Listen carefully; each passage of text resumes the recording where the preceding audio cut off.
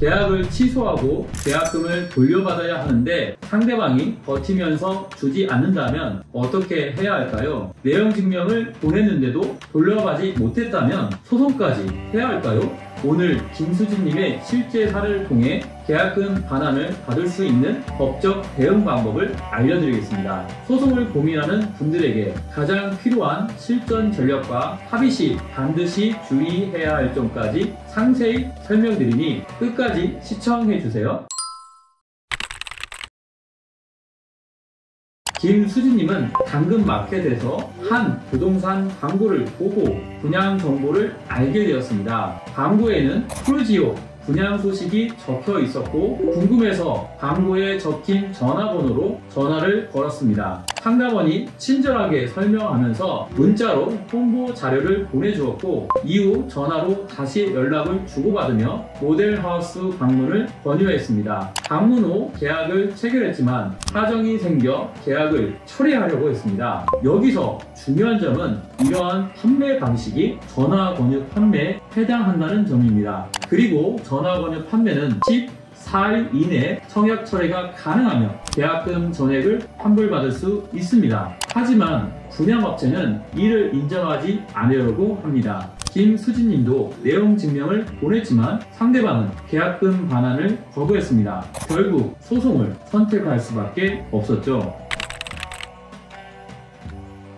여기서 중요한 선택지가 생깁니다. 그냥 기다리며 상대방이 주기를 바랄 것인가, 법적으로 강하게 대응할 것인가 입니다. 김수진님은 소송을 선택하셨습니다. 상대방이 계약금을 반환하지 않을 가능성이 컸고 기다리는 것만으로 해결되지 않을 거라고 판단했기 때문이죠. 그래서 법원에 계약금 반환 소송을 제기했습니다. 소송을 제기하면 상대방도 더 이상 무시할 수 없습니다. 법적 절차를 시작하면 피고 입장에서도 대응을 반드시 해야 하고 비용과 시간이 들어가기 때문에 태도를 바꾸는 경우가 많습니다.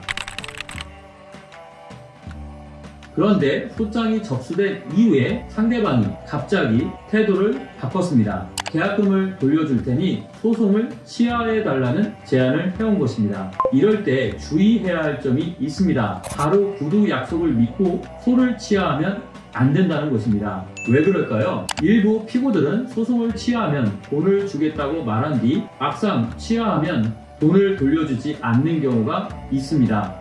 일단 소송을 취하하면 다시 제기하는 게 번거롭고 시간도 지연됩니다. 따라서 실제 계약금이 입금된 후에야 취하하는 것이 안전합니다. 김수진님은 바로 이 점을 간과하지 않았습니다. 상대방이 소송을 취하해달라고 요청했지만 실제 계약금을 돌려받기 전까지는 취하하지 않겠다고 단호하게 대응했습니다. 여러분, 계약금을 안전하게 돌려받기 위해서는 다음 4가지를 꼭 기억하세요. 첫째, 계약 처리를 원하면 14일 내에 내용 증명을 보내십시오. 전화나 문자로만 요구하면 증거가 남지 않으니 반드시 내용 증명으로 보내세요. 둘째, 상대방이 소송 없이 해결하자고 하면 반드시 문서화된 합의서를 받으십시오. 돌려줄 테니 기다려라 라는 말만 믿으면 절대 안 됩니다. 셋째, 돈을 받기 전까지는 소송을 취하하지 마십시오. 일부 업체들은 계약금을 주겠다고 한 뒤 소송을 취하하면 연락을 끊어버리는 경우가 있습니다. 넷째, 계약금 반환 기간을 문서로 명확히 남기십시오. 상대방이 기한을 어길 경우 소송을 다시 진행할 수도 있도록 해야 합니다. 이 4가지만 지킨다면 계약금을 안전하게 돌려받을 수 있습니다.